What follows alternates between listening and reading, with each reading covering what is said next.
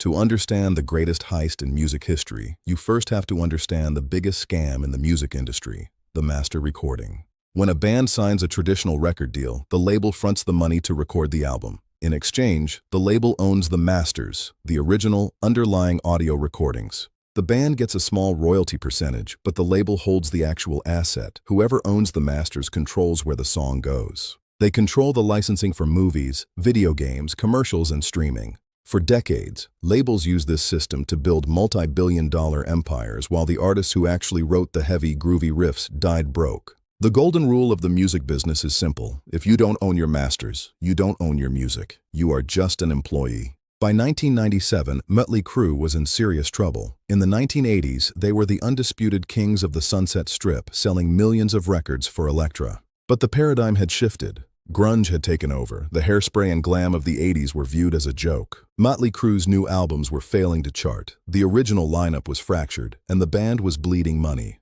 To the executives at Elektra Records, Mötley Crüe was no longer a platinum-selling powerhouse. They were a toxic asset.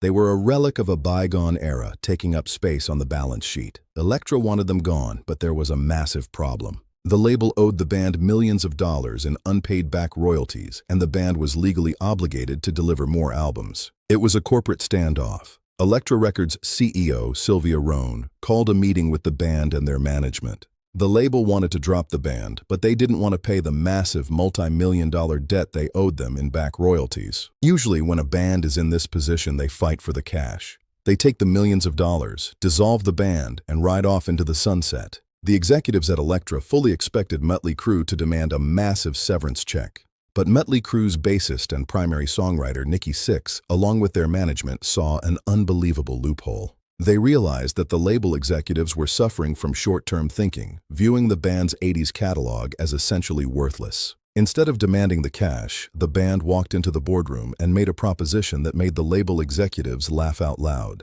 The band said, "Keep the millions of dollars you owe us. You don't have to pay us a dime. Let us walk away from our contract right now. In exchange, give us the rights to our master recordings." Elektra Records thought it was the dumbest deal they had ever heard. To the label, the 80s were dead and never coming back. Why pay millions in cash when you can just hand over the dusty master tapes of an obsolete hair metal band? Elektra eagerly signed the contract. They wiped the debt clean, handed over the rights to the entire catalog, and kicked the band out the door. Mötley Crüe walked out of the building having pulled off the ultimate corporate heist. For a few years, it looked like Elektra had won. The late 90s were rough for Mötley Crüe. But the band wasn't playing a short-term game. They were playing a long-term equity strategy. Because they now owned the masters, they had 100% control over their intellectual property. Every time a song was played, bought, or licensed, the money didn't go to a record label. It went directly into the band's pockets. They started their own independent label, Motley Records. They re-released their entire catalog. They didn't have to ask permission from corporate suits to market their own music. They had successfully transitioned from being employees of a label to being the CEOs of their own massive holding company. Then, the nostalgia cycle hit. The world realized that the heavy, adrenaline-fueled riffs of songs like Kickstart My Heart and Dr. Feelgood were timeless. Suddenly, Mötley Crüe's music was in massive demand for Super Bowl commercials, blockbuster action movies, and major video games like Grand Theft Auto. Because they owned the masters, they kept 100% of these massive, multi-million-dollar licensing fees. Kickstart My Heart alone became one of the most licensed songs in sports and advertising history. The asset that Elektra Records gave away for free was now printing millions of dollars in pure profit every single year, completely independent of whether the band actually went on tour or recorded new music. The ultimate masterstroke came in 2019. The band leveraged their incredible life story into a massive Netflix biopic called The Dirt. But this wasn't just a movie. It was a Trojan Horse. Because they owned their masters, they controlled the entire soundtrack to the film. When The Dirt became a global phenomenon on Netflix, it introduced Mötley Crüe to a brand new generation of teenagers. The band's streaming numbers exploded overnight, skyrocketing by over 300%.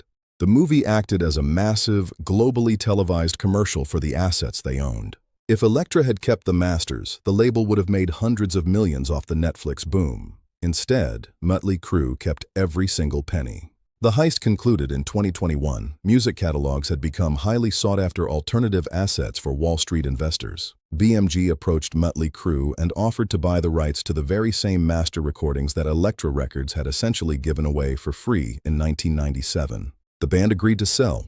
The final price tag? An estimated $150 million. By sacrificing a few $1,000,000 in the short term, Mötley Crüe secured the ultimate long-term return on investment. They outsmarted the music industry executives at their own game, proving that the wildest, most chaotic band of the 1980s were actually the sharpest businessmen in the room. Mötley Crüe didn't just play rock and roll, they played the long game. If you enjoyed this masterclass in financial leverage, make sure to like and subscribe for more investigative deep dives.